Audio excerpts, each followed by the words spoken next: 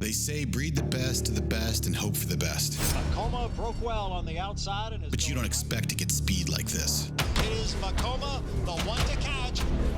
Vekoma has a 5-length lead in this Grade 1 corner.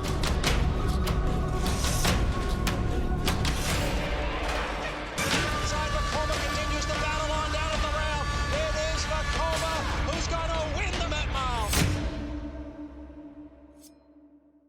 A busy morning with a few surprises thrown in here at Churchill Downs. I'm Mike Welsch, coming to you from the home of the Kentucky Derby with the DRF Kentucky Derby Clocker Report, brought to you by the good people at Spendthrift Farm, the home of Hit It a Bomb, the sire of Kentucky Derby contender Tiz the Bomb, who we will be talking about here tomorrow, hopefully, after he has his final Derby prep. It was supposed to be Phillies Day this morning during the Oaks Derby training session, but the surprise I mentioned was the appearance of Zandon actually turning in his final Derby work today. Nobody really given any notice. Chad Brown at the last minute called an audible, decided to work with some question about the forecast tomorrow. Didn't even the clockers didn't even get a heads up with an order, but he went 5/8 of a mile. I picked him up coming to the quarter pole. I had him to the wire in 24, galloped out.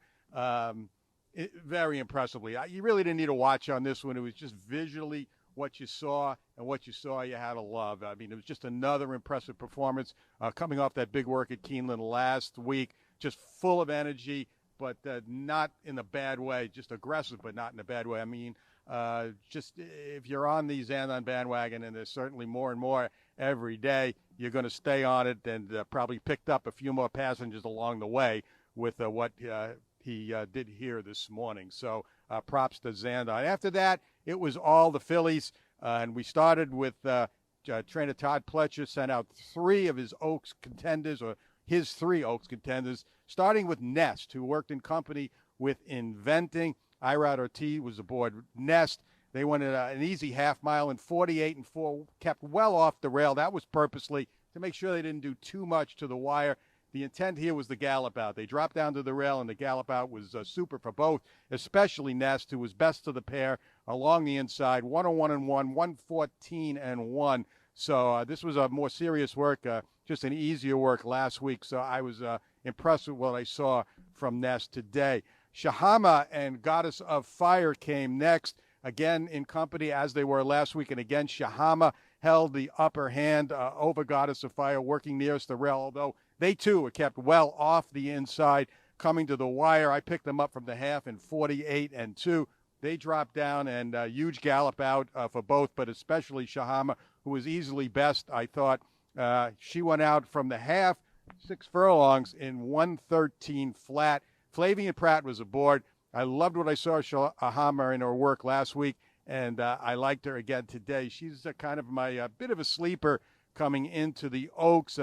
We have the big four. She's a little outside of that, but she's undefeated. It's first time Todd Pletcher. She's doing well, so lots to like about Shahama as we go forward to the Oaks. The other Oaks workers this morning, Hidden Connection, same kind of intent as the Pletcher horses. They slowed her down early and then let her gallop out strong, and gallop out strong she did. She went to the wire in 50-1 after leaving the pole under restraint, almost a little rank. She wanted to do more early, but they didn't allow her. But she strutted her stuff on the gallop out, went 5/8 in 102-3, and I had her a full 7/8 in 127 and change. So a good morning for Hidden Connection. I thought Turner Loose was very good today. I didn't like her work last week so much on tape, but today she was super impressive. Again, a big gallop out. That's what you like to see in these final works. The horses having good energy and finishing well, and Turner Loose did just that. She was nudged a little bit after an opening half in 49 and went out 101-3, 14-3. So a check mark for Turner Loose, and smiles from the Brad Cox barn there. The other two workers were Venti Valentine. I had 5/8 in a minute, out 13-3, and Beguine, who probably is not going to get into the field, but she was sharp this morning. She went 5 furlongs in a brisk 58-4. A couple other horses that I saw this morning, Derby horses that I wanted to mention. Crown Pride, another super morning. Remember, 2 days ago, worked 46 and change, walked yesterday, came back out on the track today, just full of run, from the quarter pole. I got her a half mile, not an intentional work, obviously, but she was so full of he was so full of himself.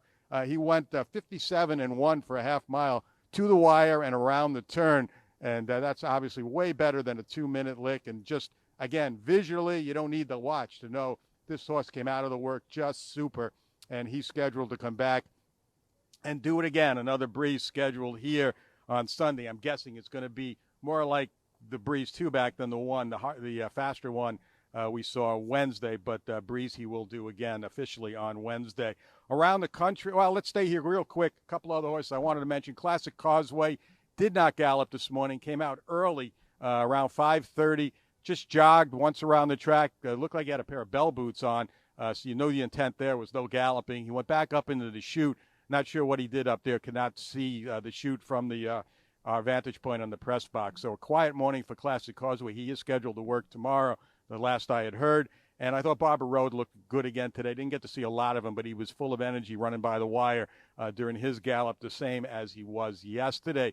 Two other very important works around the country today. Simplification down in South Florida over a muddy racetrack.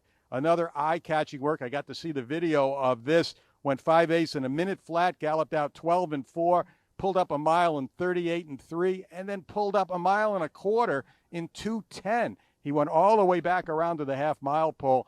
So he's had three extremely good works coming out of his somewhat troubled trip in the Florida Derby, and couldn't be doing any better as he steps on a van later today and will be here tomorrow morning. And Messier at Santa Anita, his workout a bit of eventful at the start. As he was breaking from the pole, the light went on, indicating a loose horse on the track. He had to abort the work, came back 5 minutes later, went 3/4 in the 5/8 and 12-1, according to my clocker in Florida. Galloped out 125-2, did it on his own. So Messier, a little bit under the radar right now, training and on the West Coast, but he'll be in town here too by Monday. So that was all the action today, but tomorrow promises to be even busier. 10 more Derby horses on the schedule tomorrow morning, and we're going to be right here to report on all the action. So keep it at DRF.com for the best coverage of Kentucky Derby 2022.